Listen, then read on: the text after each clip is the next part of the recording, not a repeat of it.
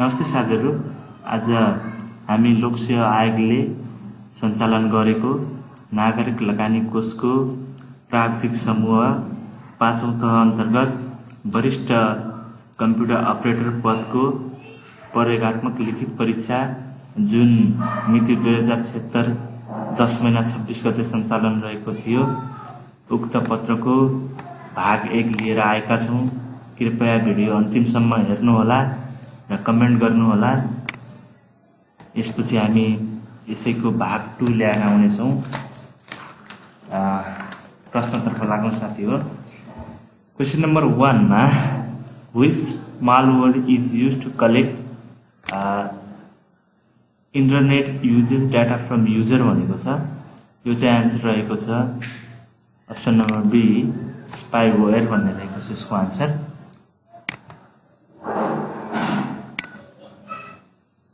Virus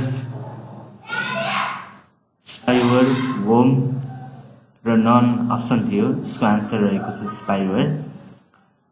question number 2 मा जाउँ। Which of the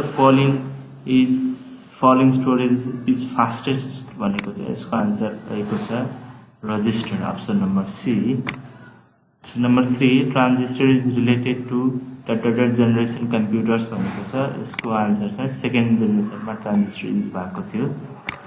अर्को question access time is seek time latency time seek time plus latency time seek time minus latency time. यसको answer seek time plus latency time हुन्छ साथीहरु।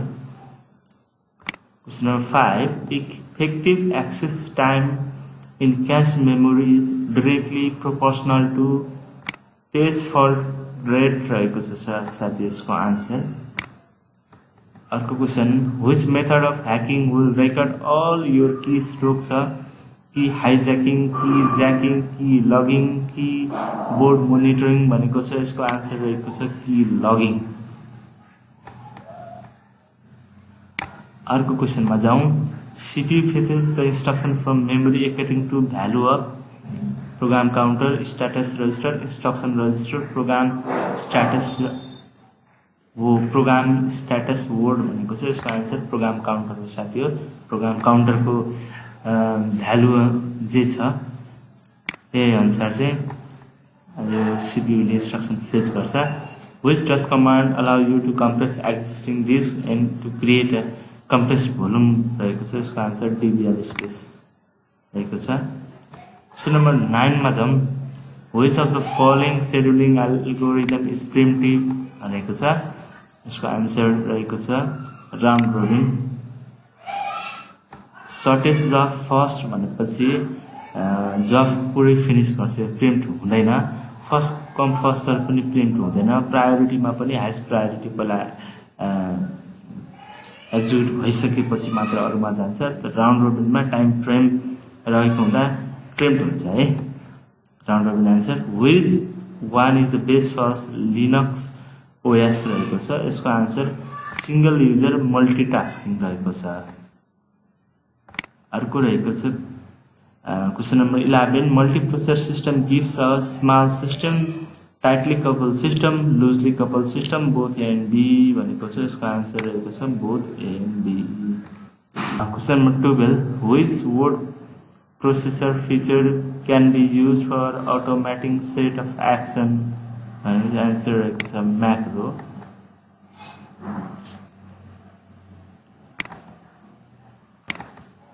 Answer रहेको छ macro.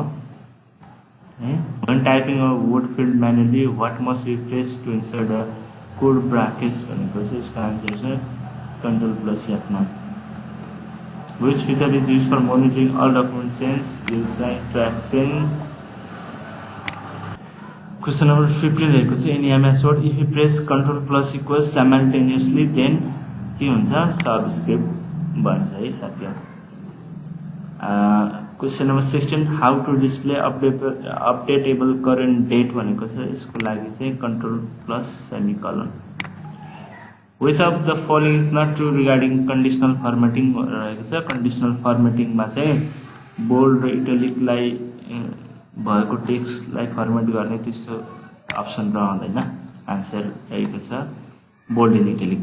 which button do you click to add series of number भनेको छ यो चाहिँ auto some button रहेको हुन्छ साथी हो है तपाईले हेर्नु होला वर्ड खोलेर अटो सम बटन भन्ने हुन्छ which of the following is not a box in the pivot table field list भनेको छ यहाँ चाहिँ फर्मुला लगाउँदैन साथी हो हामीले डेटा भ्यू गर्ने काम मात्र हुन्छ त्यहाँ प्रोसेसिङ हुँदैन र त्यो हुँदैन what is the special effect to use to introduce slide in the presentation यसको answer transition spelling which key is used for checking spelling in PowerPoint यो F7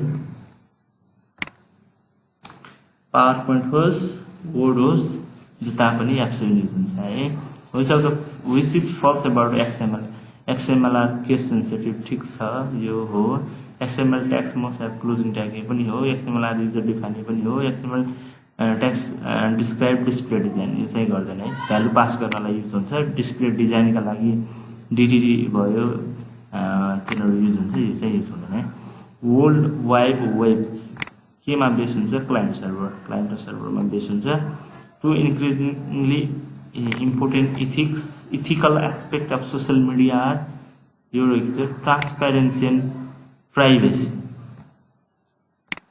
Arco a proxy server keeps the copies of response to current request, recent request, pending request, received request, answer चाहिँ recent request हुन्छ.